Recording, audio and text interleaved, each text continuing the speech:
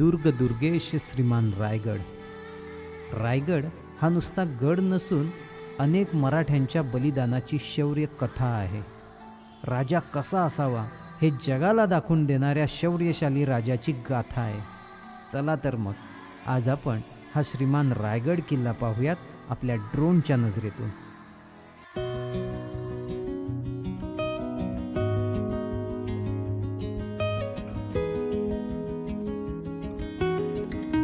रायगड किल्ल्याचे स्थापत्य होण्यापूर्वी हा रायरीचा किल्ला म्हणून या रायरीच्या खोऱ्यामध्ये उभा होता.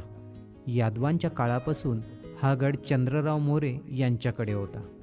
घनदाट अरण्य व प्रचंड उंची यामुळे रायरीकडे सहसा कोणी फिरकत नसे. पण स्वराज्याला बाधा आणणारे मोरे हे मुजोर होऊन बसले होते. त्यांचा बंदोबस्त करण्यासाठी शिवछत्रपती शिवाजी महाराज कोकणात उतरले. जावळी जिंकून घेतली, रायरी काबीज केली आणि या प्रदेशाला बळकटी आणण्यासाठी इथे गड उभारण्याचे ठरवले.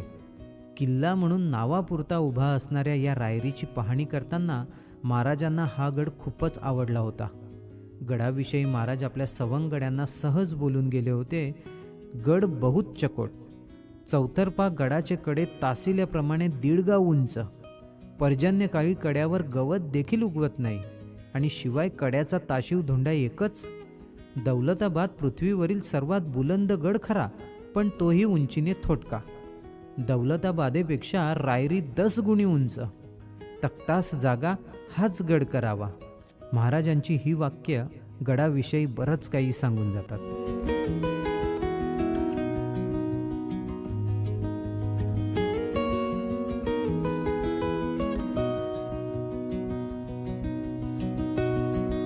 महाराजांनी गडाची पाहणी केल्यानंतरच महाराजांनी या ठिकाणी राजधानी स्थापन करायची हा विचार प्रथमतः बोलून दाखवला होता आणि महाराजांच्या आदेशाप्रमाणे रायगड किल्ल्यावर बांधकाम करण्यास सुरुवात झाली. महाराजांनी रायगडावर राजधानी करण्याचे हे ठरवले होते. त्याचं कारणही तितकं तरबेज होतं. कारण उत्तरेस बसलेले यवनी सरदार हे दख्खनच्या पठारावर तर येतील, पण कोकणात उतरू शकणार नाहीत. कारण कोकणात जर त्यांना उतरायचं असेल तर जवळपास 300 घाट उतरावे लागतील आणि या घाट वाटा ह्या तेवढ्याशा सहजासहजी उतरणं शक्य नव्हतं. आणि या घाट वाटांवर प्रत्येक एक किल्ला असा बळकट बांधून ठेवला होता की त्यांना भेदून खाली उतरणे हे अशक्यच. आणि म्हणून घाट माथ्यावरून राजधानी ही खाली म्हणजेच कोकणात घेण्याचा महाराजांचा निर्णय पक्का झाला होता आणि त्याचनुसार बांधकामही चालू झाली. आज जर गडावर गेलात तर 350 प्रकारच्या इमारतींचं बांधकाम हे रायगडावर बघायला मिळतं. संपूर्ण दिवस कमी पडतो, पण रायगड किल्ल्यावरील वास्तुदर्शन हे सहज पूर्णच होत नाही. आणि एकेका स्थापत्याला किती वेळ देऊन किती बारकाईने घडवलंय हे तिथे प्रत्यक्ष जागेवर गेल्याशिवाय कळणार नाही. महाराजांनी दिलेल्या सूचनांप्रमाणे रायगडावर किल्ल्याचे बांधकाम हे सुरू झाले आणि बघता बघता ते पूर्णही झाले. आणि याच श्रीमान रायगडाने एक देखणा सोहळा पाहिला. तो म्हणजे 6 जून 1674 रोजी शिवछत्रपती शिवाजी महाराजांना झालेल्या राज्याभिषेकाचा हा पुराण पुरुष म्हणजेच श्रीमान रायगड हा साक्षीदार आहे.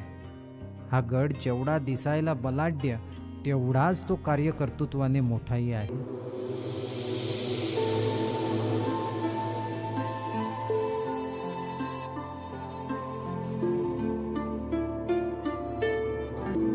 अशा या रायगड किल्ल्याची आज आपण सफर केली.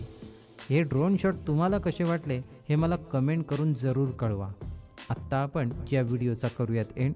भेटूयात पुढील व्हिडिओमध्ये. तोपर्यंत स्वतःची काळजी घ्या. आपल्या चॅनलवरील नवनवीन व्हिडिओ पाहत राहा. लाईक करा, शेअर करा आणि आपल्या चॅनलला सबस्क्राईब करायला मात्र विसरू नका. जय शिवराय.